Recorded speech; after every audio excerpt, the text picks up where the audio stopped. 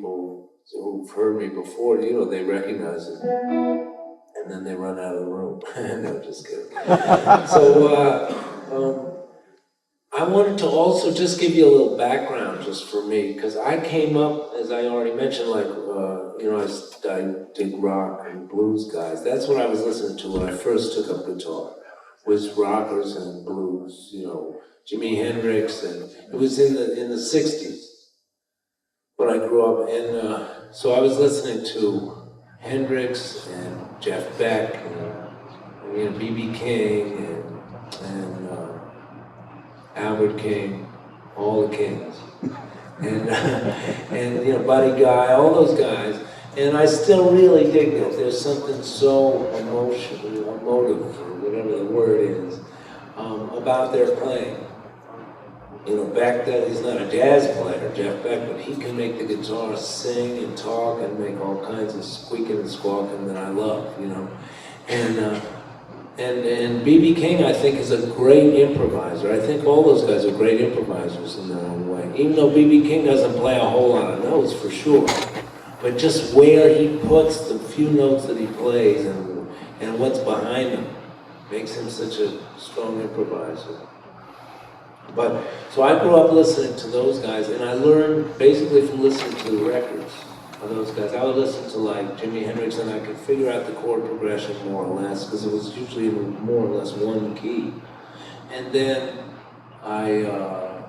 or whoever, one of those guys, and it was more diatonic. Eric Clapton with the Cream. I would pick along with that and try to cop some of those grooves. Then when I got into playing jazz, my mom used to play a lot of jazz records, so I was just playing along with the record player, learning the rock and blues, and then I took some of her jazz records that she used to listen to around the house. I said, that's cool sounding stuff, let me try to play along with that. I got lost right away. In like 2 bars, I was completely lost. The keys changed and that was it. Plus, the melodies were just more intricate. And the harmony was more intricate, which doesn't make it better or worse, not for me. Some of the simplest, dumbest stuff is my favorite. It just whatever hits my heart. I don't try to rationalize it. But also some of the more complicated stuff I love too, so I wanted to learn it. And I figured at first I would learn jazz as a means of helping my rock and blues play, because I felt stuck in a rut. And I wanted to learn more about the guitar. And it was just a challenge. I figured I'll never get that shit. I'll never be able to figure out all those chords and all those scales. Fuck that, no way.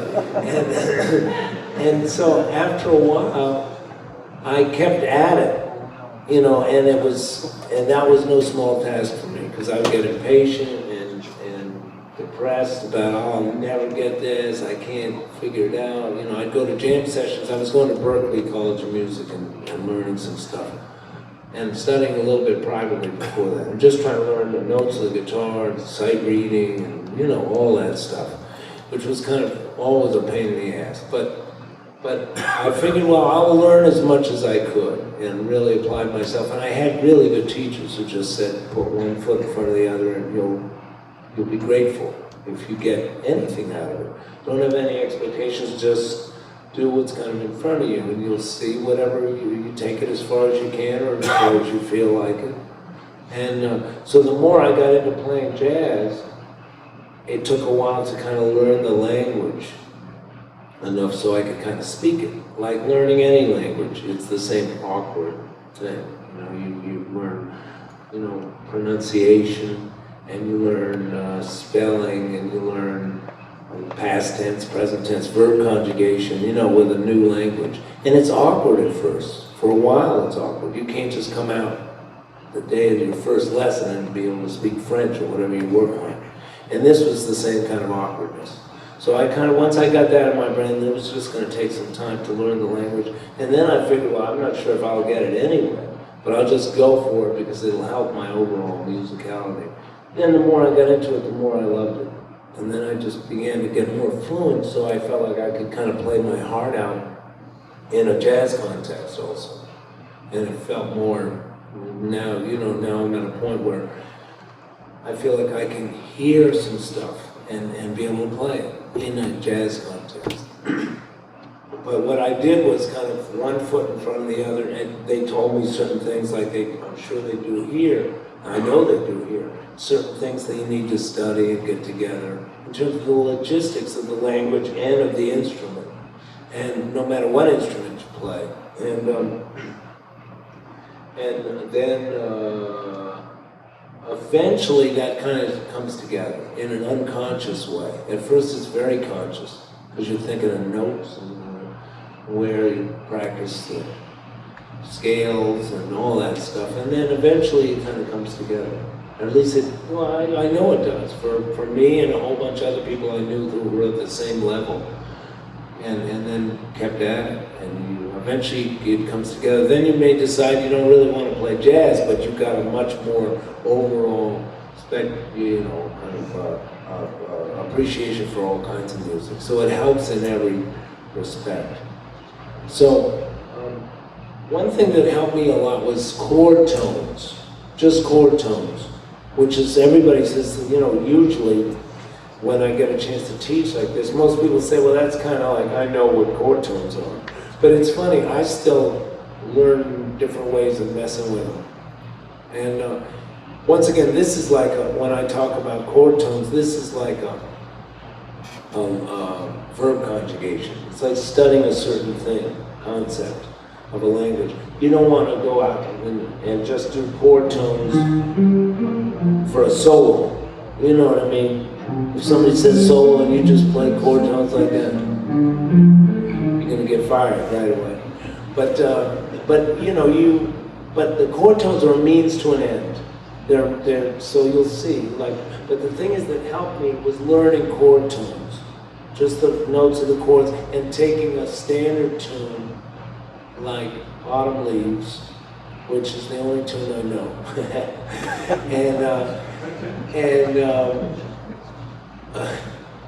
well, I know a few more at this point, but I like this tune as an example for what I'm going to talk about. So chord tones, if you have a C minor 7, the chord, and all this stuff is great for drummers too. I don't know if you guys, the drummers were here for Dave's clinic, but he really knows a lot of melodic stuff. That's why he's such a great drummer. He thinks like a melodic instrument. He can hear all the stuff. We did something with a big band the other day, and he was telling he was listening and looking at parts, and he stopped the band a couple of times, and he was right. He said, you guys are late on this phrase, and I was thinking they sound great.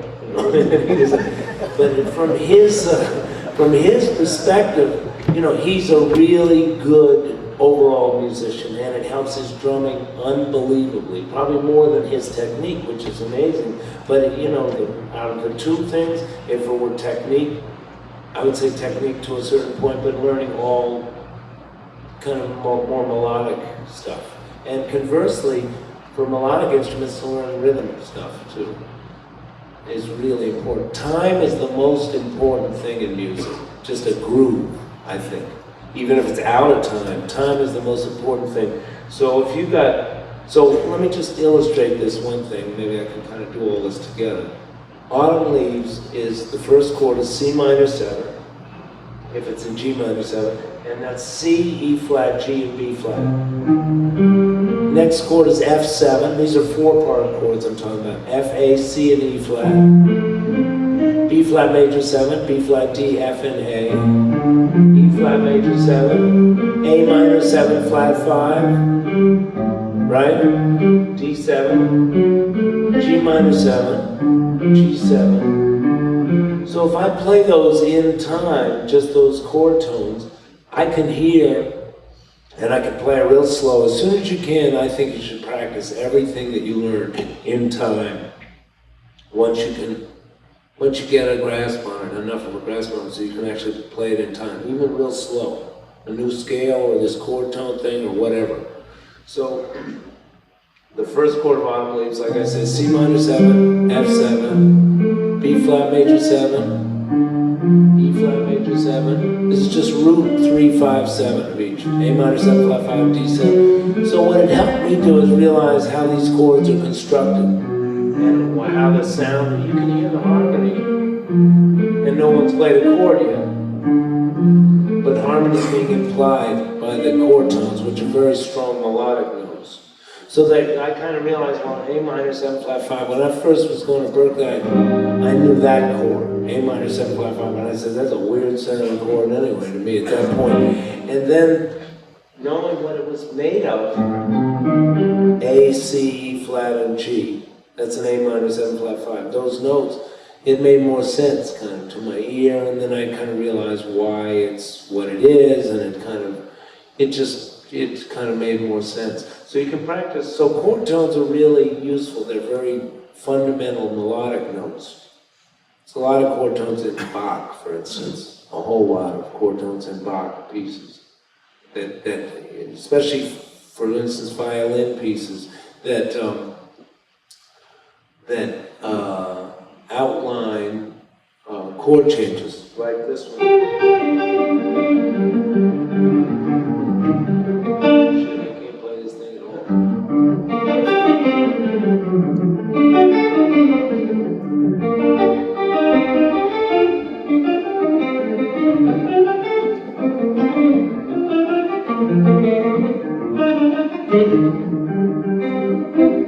Whatever.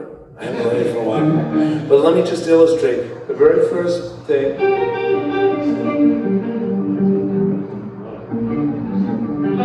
is a G minor triad.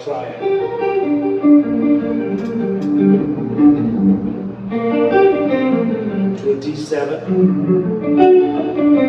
to a G minor, to a C minor 7, to a B flat major 7, to an A minor 7 flat 5, to D7, to G minor 7, to C7. He knows.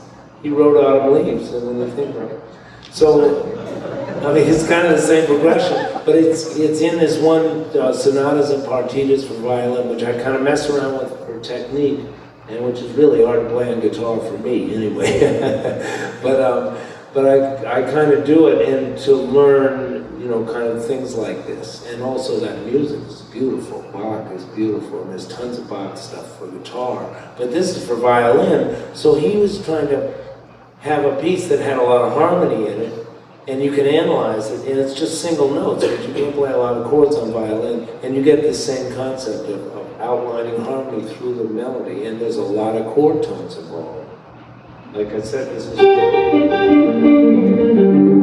You can turn it down. You know, I don't need all that.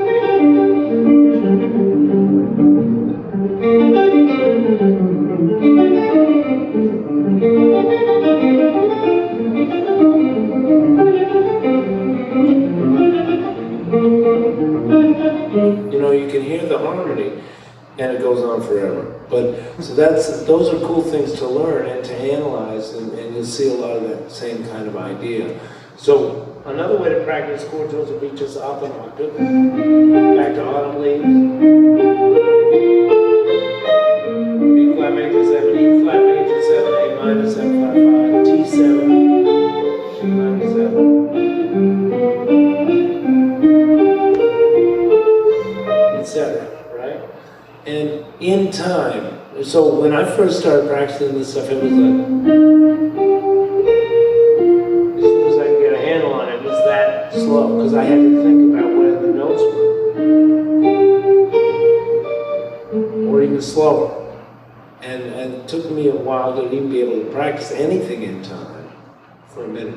And then you can also, one other thing, you can take these in different permutations. The way I was playing them was just in root position. Root, 3, 5, 7 of each 4-part chord. You can take like root, 3, 7, 5.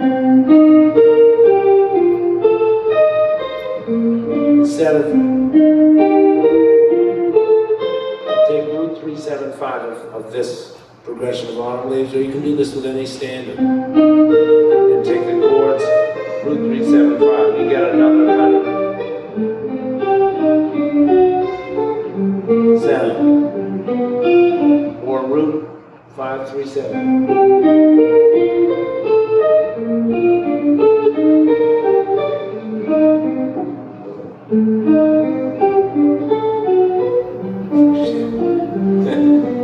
I'm still working on this stuff, I tell you. You could say 3, 5, 1, 7. You get the idea? This is just an idea to get you more comfortable with stuff, you know. So permutations, which are different combinations of the same 4-note groups of each chord. Or inversions.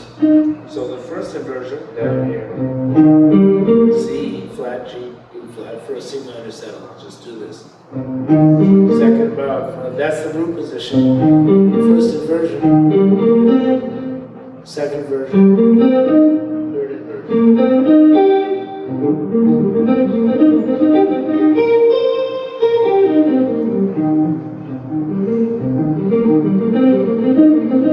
That's all 3 inversions, and you can take each of those inversions, those 4-note things. There's a whole bunch of permutations for each inversion. So I was just doing root position, and then you can do this. This inversion is a whole bunch of permutations also. This is 3, 5, 7, 1. You can go 3, 7, 5. Or 3, 1, or 3, 5, 1, 7, and do that through the whole progression with different inversions. That kind of stuff is a total pain in the ass, but it kind of opens up the vocabulary. That's the kind of stuff it's a big, you know, it's kind of difficult to do. It's the kind of stuff you don't want to do. But by doing stuff like that, as I'm sure a lot of you know, you get more joy out of the whole thing, because it's like you know the language better. Also scales, we can talk about that in a second, or chromatic approaches to different things. But one thing that I wanted to say very quickly, this stuff is really cool, and it's like I said, verb conjugations. I mean, it's like a technique of a language, and it's like a certain kind of technique. But the main thing is that every language, ultimately, even if you learn it in school to a point, ultimately you learn the language by speaking it and by listening to people that speak it fluently. And that's how you learn this language, for sure. Is by playing it and by listening to people that play it fluently. So you can listen and go to gigs or get together with people that know the language more. You know, teachers, obviously, and get stuff from them, or go to gigs and hear people that play jazz well, and try to cop from them, or records. And one thing I did a lot from recordings is transcribe a lot of solos. The first transcription I ever did was another jazz guitar player, Joe Pass. I was looking for a very inside bebop solo, and I transcribed a Joe Pass solo, which was really helpful to me. And it was hard to do at first, and then it got better as it went along. So I kind of did the best I could with that. Actually, I did it for a teacher at Berkeley. When I was done, after about 3 weeks, I finally did this solo. It was just on blues, and it was just kind of inside bebop stuff. But I'd never done a transcription, so I took it into him. And this was already written in another book, you know, but I didn't know that. And he said, look, it's great that you did it yourself, you know. And he looked at it and he said, well, most of it is wrong after 3 weeks of work. But I learned a lot from just doing it myself, because you have to listen to all the lines. So, you know, I picked up a lot of stuff. And then the next one got better and better. I did a lot of transcribing, which I think is like been very helpful to me. All this stuff has been. So we're going to play a little bit of Autumn Leaves. I'm just going to try to play just chord tone melodies for the first part of my solo, and then we'll just play. And we haven't played together in ages, me and Gary, and I've never played with him. Yeah. So we're just going to play kind of soft rendition of Autumn Leaves and see how far we get. And then we're going to ask, you know, any questions anybody has, feel free to ask anything. Anybody. And we don't need a lot of the PA. And less is more for this, especially. We almost need none. Maybe none. But I think it's small enough. You can just turn whatever's making that noise back there. the air conditioner? Yep, the air come out. Air conditioner. Huh? Yes. What is it? The air come out, yeah. Yeah, maybe can you turn it off? Sure. Is it too hot back there? Can you turn it on? Might be better. Just for a minute anyway. No one turn back on. Unless anybody's really like suffocated back there, then don't feel free to turn it. So just with brushes, just solemnly. And it's really important to learn for every time you learn a standard tune, try to learn the melody and the chords. Alright, so can you turn on the second? Okay. So.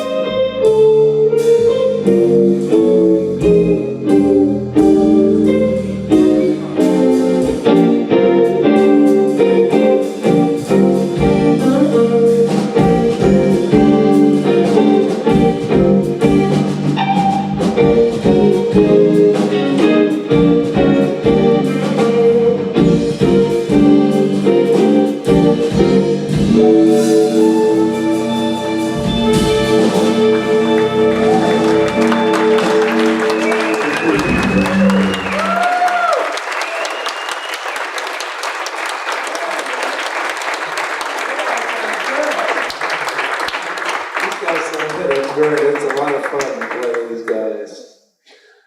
And they both teach you, right? Yep. They said. It's a good school. And Bill Hart's a bad motherfucker.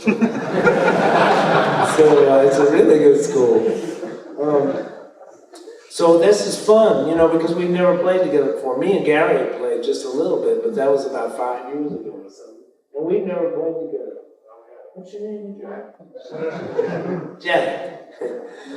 You know Jack, I guess. Yeah. So does anybody have any questions at all for any of us? Anything or anything anybody's scuffling with in terms of trying to learn how to play whatever? Sounds like the bass player doing the walking bass, a whole lot of your chord tone theory there. Yeah. That's how you make the walking bass line. A lot of, right? Isn't That's that? it? Yeah. That's a lot of how bass lines are constructed, or sometimes just chord tones. Right. And that's kind of a common thing. This is obviously not my theory, it's like something that I'm just pointing out, but it is a common thing where the chord tones are kind of the essential notes of the chord. That's what you put certain tones together and you get a chord. You put C, E, G together, and that's your C triad. You play it together and you get the C triad. So that's each of those chord or notes of the chord, the chord tones. So with bass lines, a lot of times with jazz bass lines, to outline the changes, they use a lot of those chord tones also. Sometimes with passing tones, which are scale tones a lot of times, or sometimes chromatics into the chord tones, used also for just kind of more, flow, But also just chord tones. Sometimes you can just do, here's your bass line. Any tune. I'm just using Autumn Leaves as an example.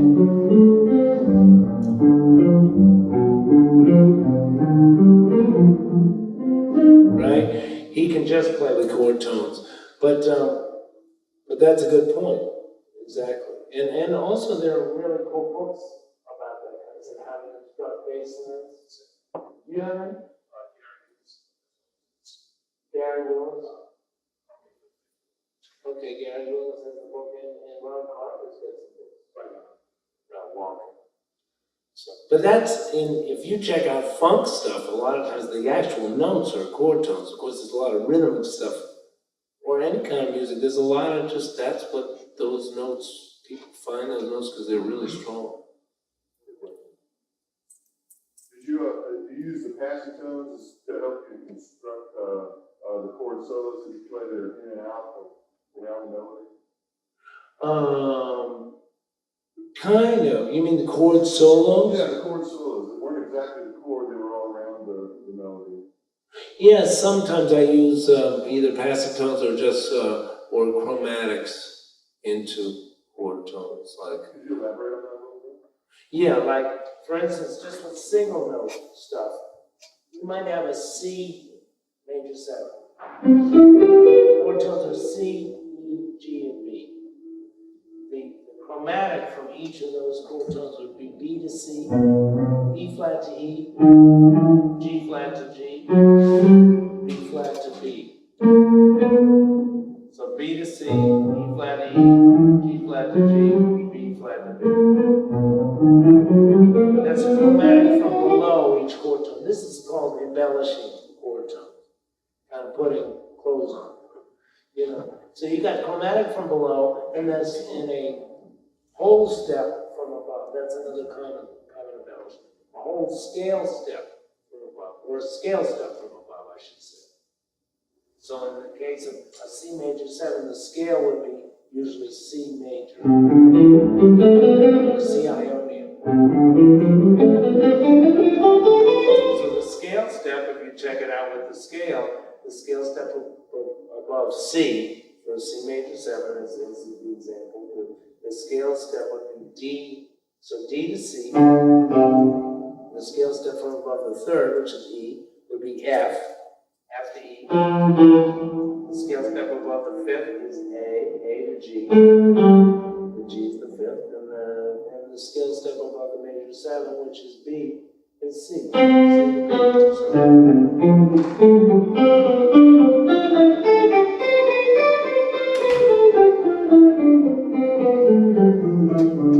So, and then if you get chromatic, you put them both together, chromatic scale chord tone.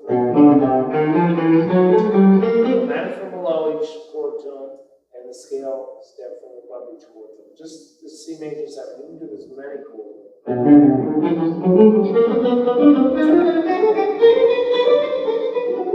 of a bebop thing. It's actually a lot of classical music too.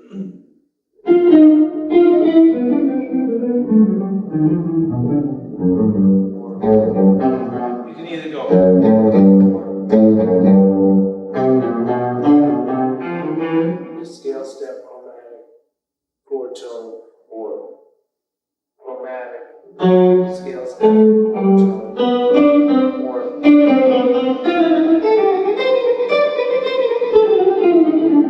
So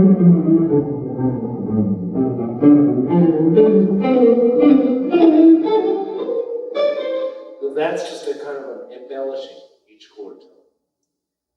So you've got just running chord tones from top to bottom, you've got different inversions, you've got embellishments of chord tones, you've got a whole bunch of stuff with chord tones. And of course, the way to really hear this kind of stuff, as with scales, with anything else you study, is by listening. But you hear beboppers, like Joe Pass will do this.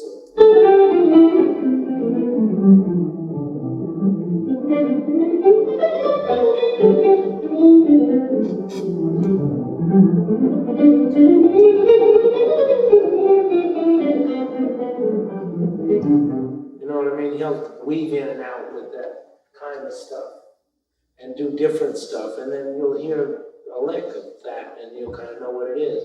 Pat Martino does a lot of chromatics and chord tones, and you see what those chromatics are if you kind of analyze it, thinking it's chord tones with embellishments. You kind of see more of that going on. That's just two common embellishments I wanted to mention. In terms of chords, if you want to, you know, it's like for an A minor.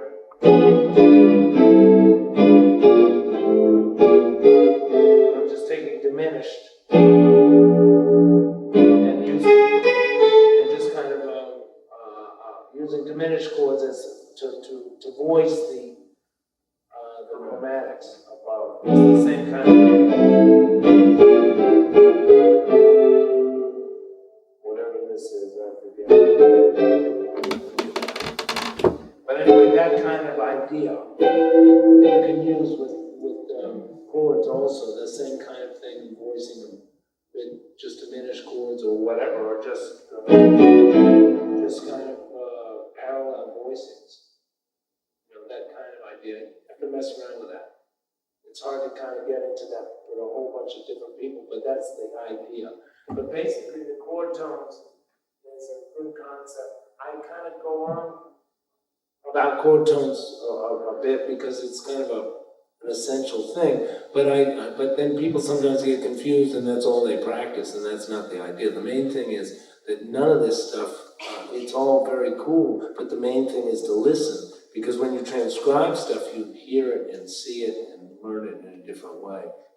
Sometimes when I transcribe stuff, I should mention, I read through it and then try to analyze it kind of and say, what's he thinking there? Oh yeah, it's kind of, maybe that's a chord tone. You know, Joe Pasta. Yeah, he's not thinking chord tones there. He could probably stop. And, you know, when he was alive, he could probably stop and tell you if you were to give him a lesson, oh, that's what he was doing. Yeah, I guess that's kind of what I was doing. He's just hearing a line.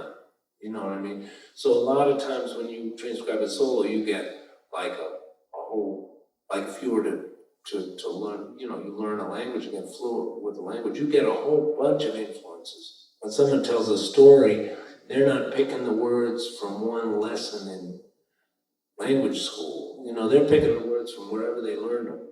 From somebody over here, from something they read, from, you know what I mean? And also, when you pick words at first in a language you don't know and you're not fluent, you have to pick them real slow. When you ask a question in a language you know, you don't even know the words exactly before they come out. You don't even have to think about it. You just have the idea of what you want to ask. And the words come out like this. You're improvising the words. You could rephrase it, you know, say it again in a different way. So in a language that you know, that's kind of what you try to get with this language. And it takes the same amount of awkwardness, the same amount of patience. At least it did for me, because none of this stuff came fast for me. Like I said, I didn't think I could get anywhere fluent to playing bebop, you know. But I dug it so much, I said, let me just try to see what I can get out of it. And it took some years. Because I dug it to a point, and then I said, this is too much work, I don't dig it that much. and then, fuck this shit. And then I kind of came back to it and kept after it.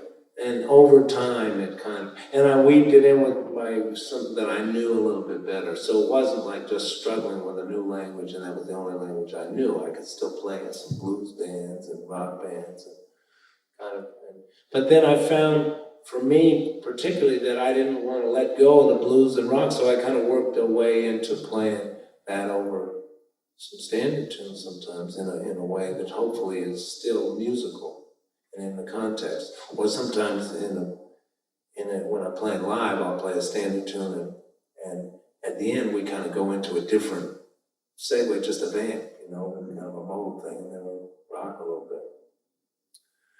Any other questions? How was it playing with Miles Davis? With Miles was a great opportunity. I mean, I've been so fortunate to play with really great players, a lot of really great players that all kicked my ass, completely. They were amazing. And Miles was really great and very supportive in a lot of ways, and just hearing him play night after night. It was really an eye-opener though, because there weren't any chords per se, like when he first got the band together with Marcus Miller and the band that I played with him in was with Marcus Miller, Al Foster, who was more of a bebop drummer. He played some kind of rock stuff with Miles, but that wasn't his forte. He used a small drum kick, like the kick was 18-inch or smaller maybe. Looked like a big tom-tom to me. That's what he used, you know, and Marcus was playing his usual shit. And funky as hell, but Miles just heard it. He just said, yeah, that'll work. And he knew that they would just find a groove together. And they found a very unusual and was funky as hell in a kind of a real greasy way, you know. It wasn't like real slick, but just, so Miles was amazing to play with. Just to see how he picked different musicians. I was considering myself not only fortunate, but like, you know, it was kind of not expected. I didn't ever think he'd pick me for something, but he heard me with Billy Cobham. I was just kind of playing in New York, and I knew a saxophone player. We had played some gigs, so Bill Evans brought him down. Bill Evans, the saxophone player, I was playing with him then, to hear me. Because the guitar player he originally had from New York, they weren't getting along so well. He was a great player, but they just, chemistry-wise, they didn't get along so well. So Miles heard me with Billy Common, he hired me. And I lasted for about 3 years with that band. Then I played with Jocko and some with Dave Sanborn, and then I went back with Miles.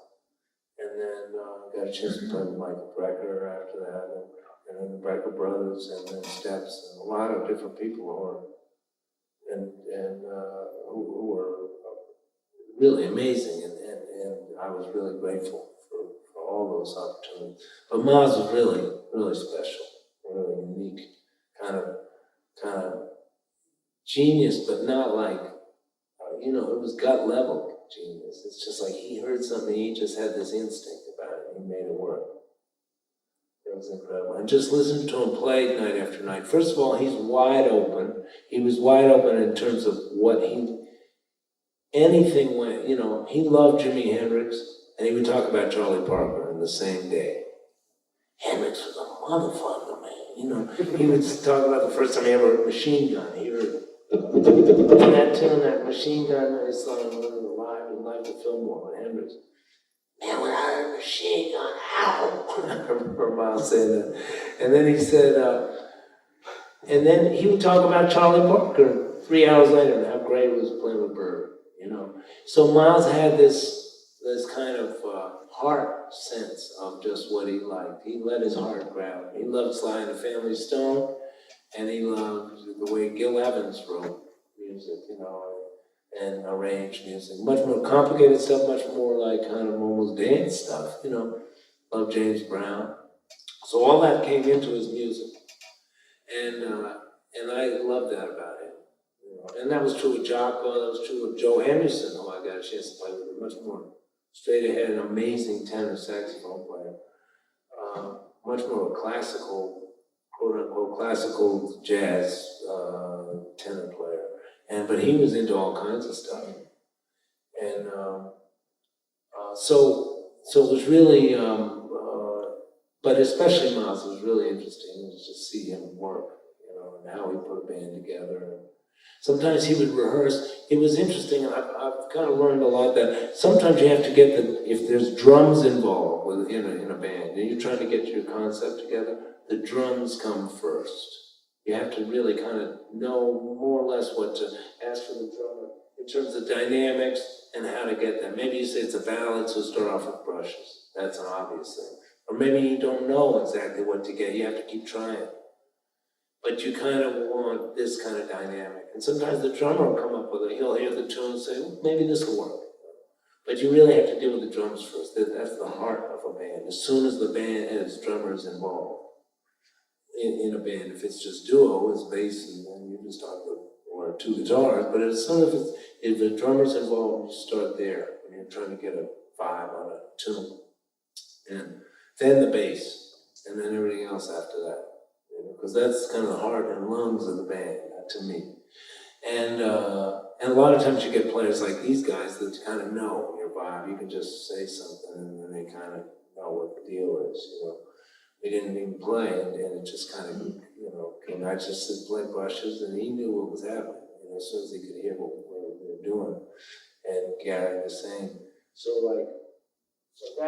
but you can't count on that. And also you might be struggling even with guys that really know and have tons of ideas, so you should try to get a concept when you're rehearsing a piece of music that you write, you know, or somebody else writes, but you want to try to rehearse it with a band. You try to get some kind of concept, and then try different things. One time I was with Miles, and we were trying to get a certain vibe in a rehearsal. And he asked the drummer, he said, after a while, we went back and forth and started with this vibe and then this vibe. No, try this. And then he said, he went to the drummer, don't you know what I'm looking for? And Miles said, and the drummer said, no, Miles, I really don't know what you're really looking for. Miles said, well, neither do I, but I'll let you know when we get there. And basically, we tried everything else, and then we kind of came back to the first way we played it. And that was actually the best way. You know? So sometimes it's like that. But I think from experience, you kind of deal with the drummer first in terms of the dynamics. They've got the most responsibility. It's the strongest instrument on the stage, usually. And although everybody's responsible for time, time is so important. That's why I think you should practice scales, even if it's C major scale or something. Trying to get into a pocket with it. Really get into it, you know, the vibe on it. It's good to practice scales in intervals, thirds, or fourths.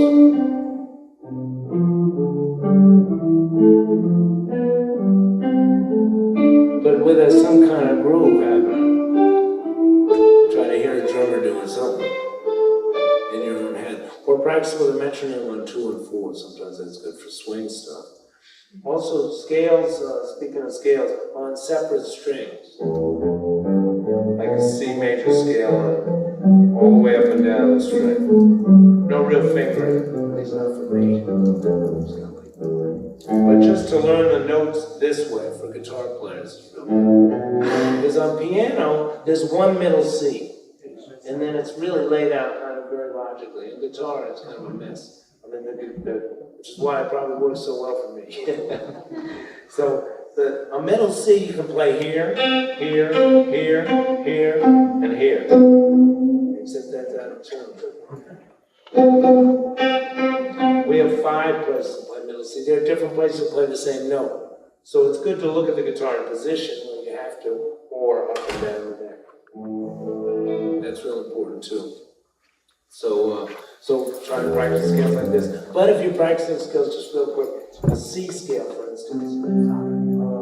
If you're practicing a C major scale, you want to sing the C. So you don't, if you're practicing it from the lowest part, so you don't hear it as like kind of Phrygian. You hear the C in your head.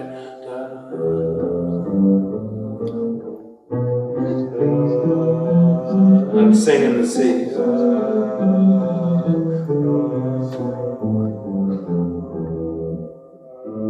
So I hear everything in relation to the C.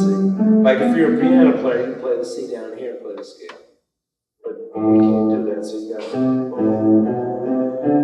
Or if you're practicing some kind of F, you do.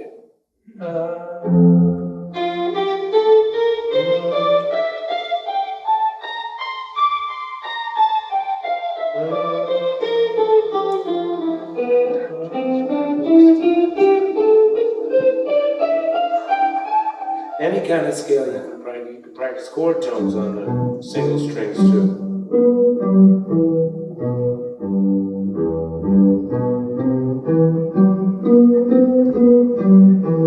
It's a good way to look at the guitar, both this way, up and down the neck, and across. One more question, then we'll play. When you're in the middle of a solo and things start to really Describing the lines, that's the main way you learn it. Then you can analyze it. Sometimes there's stuff I don't even know what the hell it is. I assume that's what it is, what the guy was thinking. Or sometimes it's just a kind of a line that I think is cool. Like there was a line, usually I don't copy licks per se. I'll just take a part of something that kind of, like when you read a book, you come back with a whole bunch of ideas, your own ideas from the book. And sometimes you may quote a couple of lines from the book directly, or say, I think the author said it something like this, you know, or you'll take that idea and make your own off of that idea, that concept. But for instance, there's one direct line like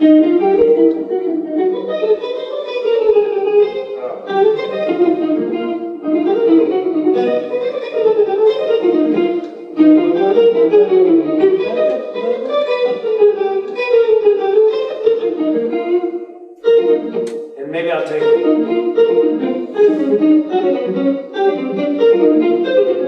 some little thing from there, motif from that line. But that line is a Mike Brecker line. I don't know what he was thinking. Maybe he was thinking sometimes he used to go up a half step and then come back to the original step. Sometimes when you're playing, here's one thing I could suggest some also, is take to play a little bit more outside over a vamp. For instance, say you're playing in C minor, just play and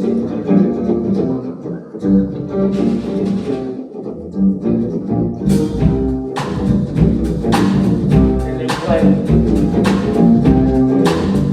play C minor like a Dorian first, and then maybe go up a minor third to a E flat. It's in C minor Dorian, and then maybe an E flat Dorian, and go between them. So.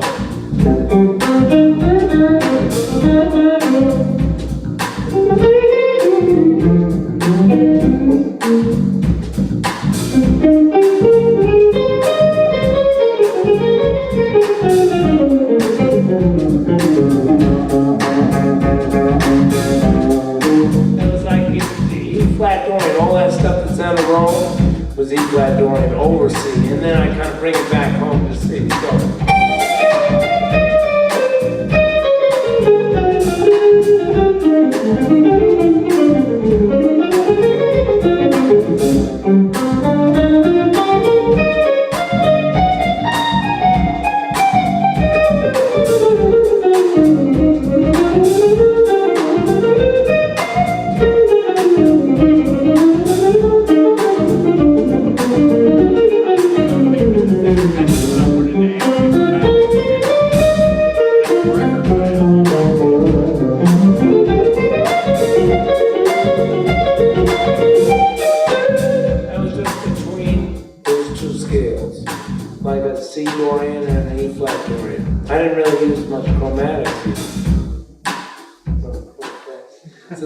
That's kind of an idea of how maybe to approach playing out one of a million possibilities, because you could take more than one chord and kind of play over that whole progression over a vamp, for instance, or go down a half step and then come back home, or up a half step to a kind of a 5/7, like a D flat 7, or just 1/5. You could play 1/5 while they're playing in C. You play over G 7. And it kind of, so you get more stuff to work with. And it sounds wrong, and then you have to bring it home again, otherwise you Just stay out there. So it's kind of cool. It gives you, so, and then when you transcribe, you kind of get more of a sense of how people do it. The main thing is the listening. I can't emphasize that enough, because otherwise it just sounds like math or something. And music is like more like a language. You have to really learn it from listening to other people talk. And also dynamics. B.B. King can go, right? Or he can go. Here's the same. Totally different vibe. And all I did was play it softly. And it's an entirely different emotional vibe. And you can take those notes and just, Miles used to be a king at that. Of just taking that and just a few notes and just milking the hell out of it. And it was beautiful. It just means, playing from your heart and kind of, and knowing that there's a lot of material just there, a lot of stuff that you can play just with a few notes. But then the more you know, the more exciting for me that it gets anyway. But some people, they can just lay with just a few blueslets and that's a feast for them, and because that's all they need, they smoke them. So you don't have to learn a whole bunch of shit. To me, it just makes it more interesting. I know even BB was asking somebody who I know about learning more scales and stuff. It's interesting because he wanted to learn a little bit more of that, But, well, maybe one more and then we'll play and then. I noticed, during that last tune, you were doing some diminished stuff, the minor sixes, moving in minor thirds, like a record or line. Doing that only over the 5, or are you playing over the bar line, or are you thinking over the 2-5? Oh, I was probably thinking like a 5/7 over the whole thing, like in modern leagues.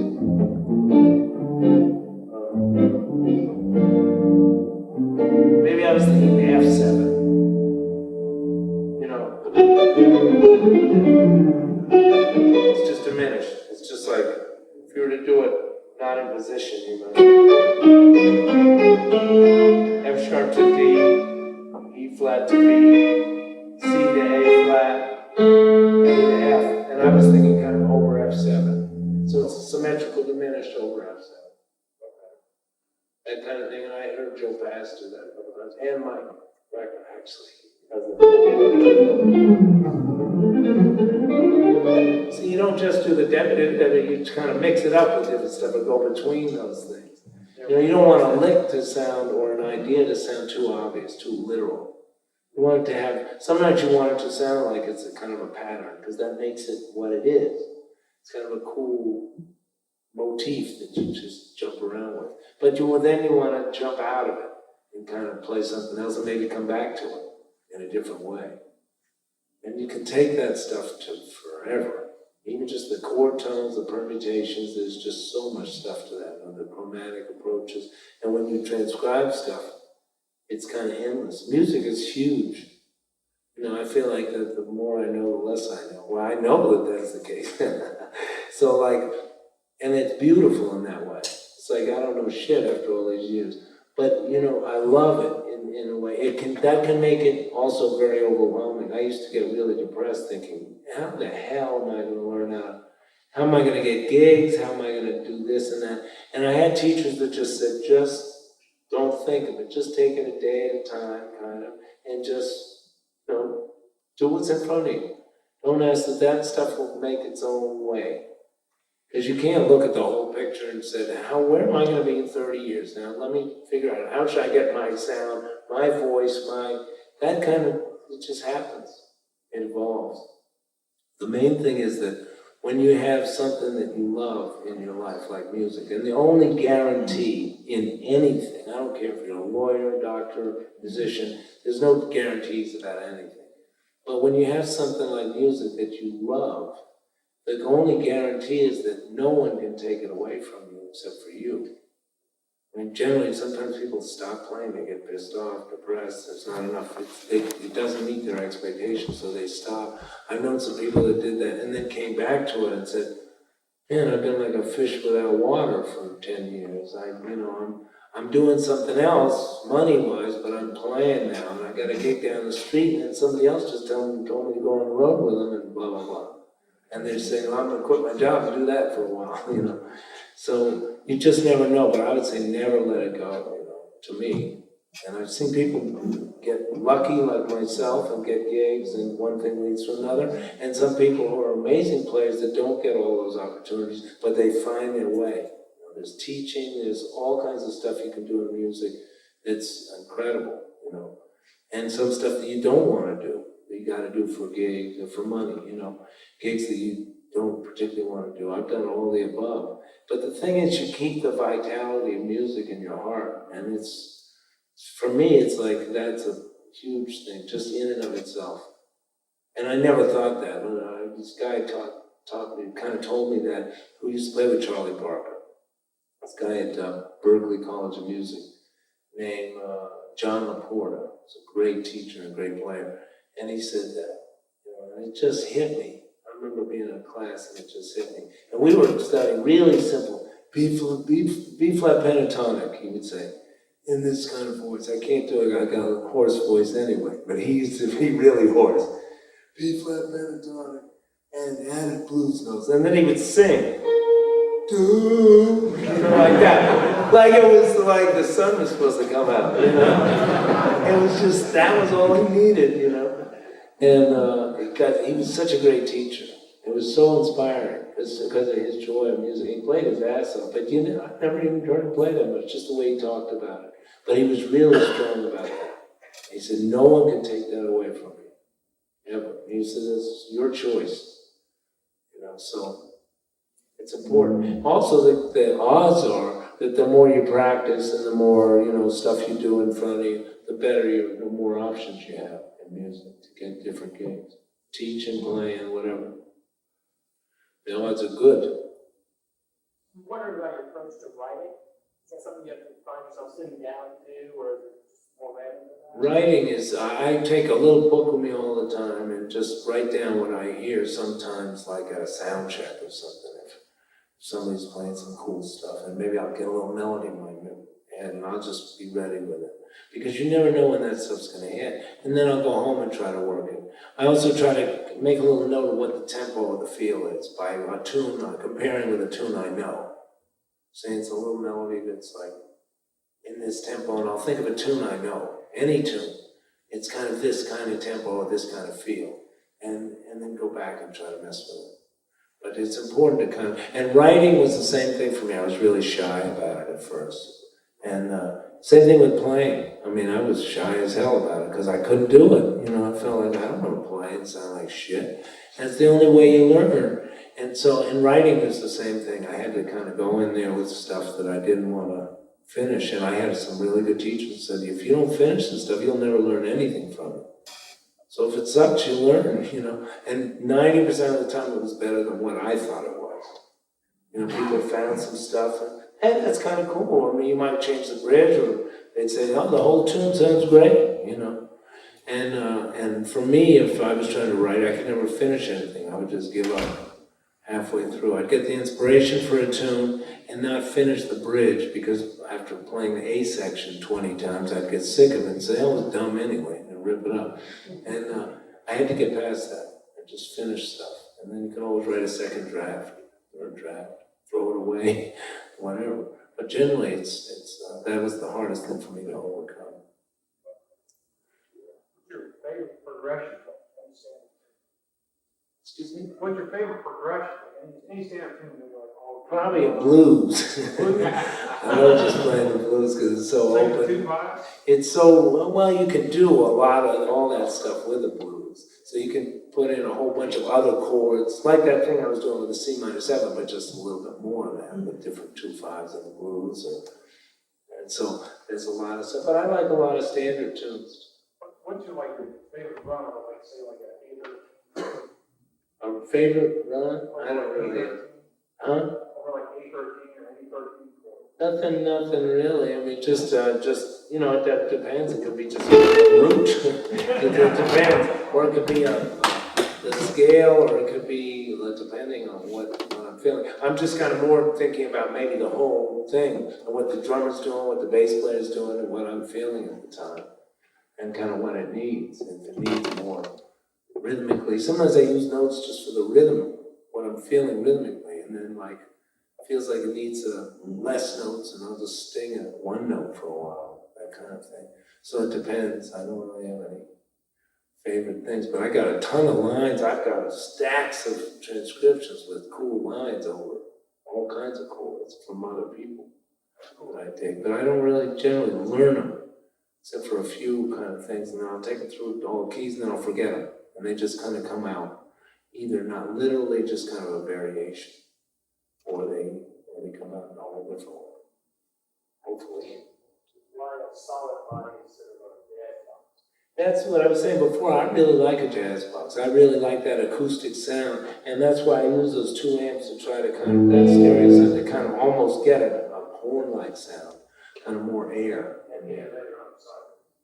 Huh? I came in a little bit late. Oh, no, that's okay, that's okay. I'm glad you asked that again. Because that's, and that's why, and also this guitar particularly is really heavy, because I like that fatter sound, generally.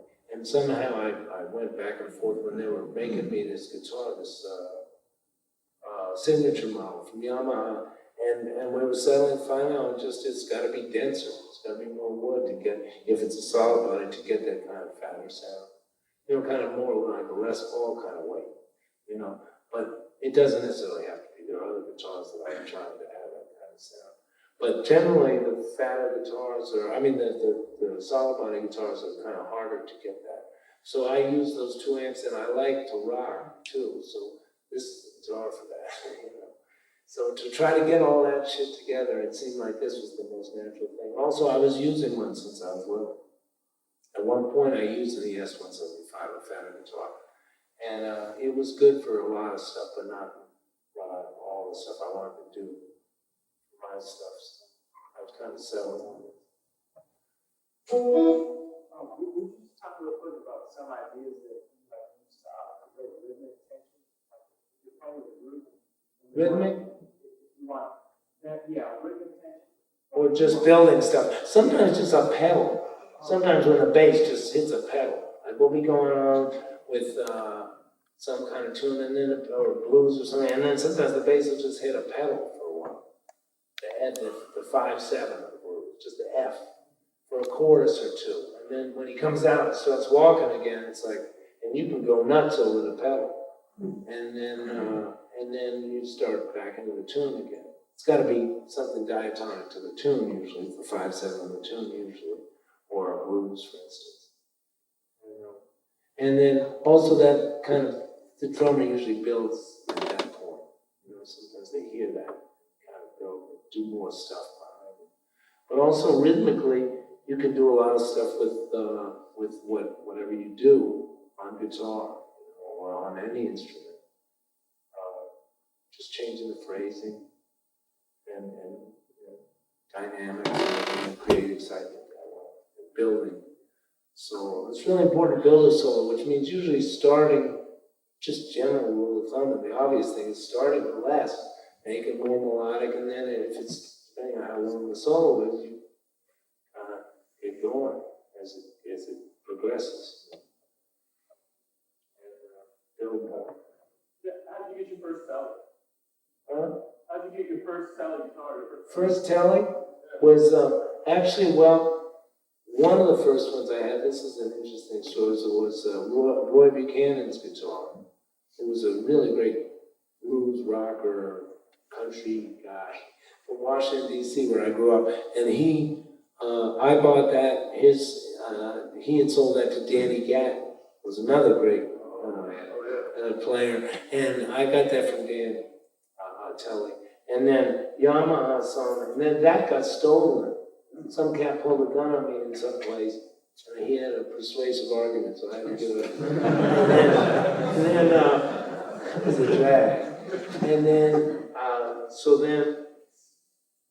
Yamaha made, then I had a spare, another guy had seen me play that guitar, Roy's guitar, that I got from Danny, had seen me play that, so he made a spare telly for me, which I used on a bunch of, No, I still use it a lot. And then Yamaha made this one for me.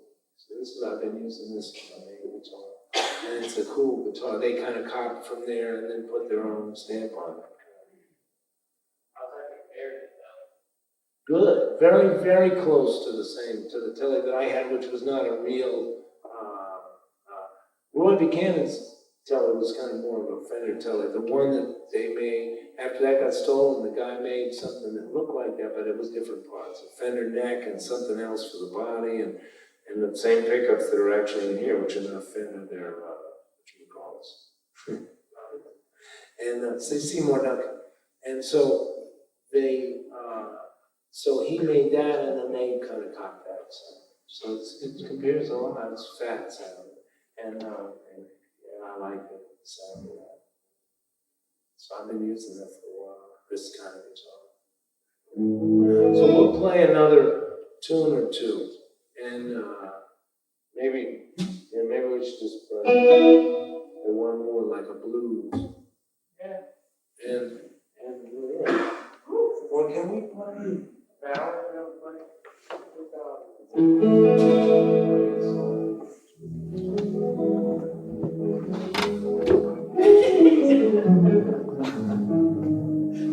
So we'll play this ballad called Body and Soul, and then we'll play a blues. I'll just play some out front.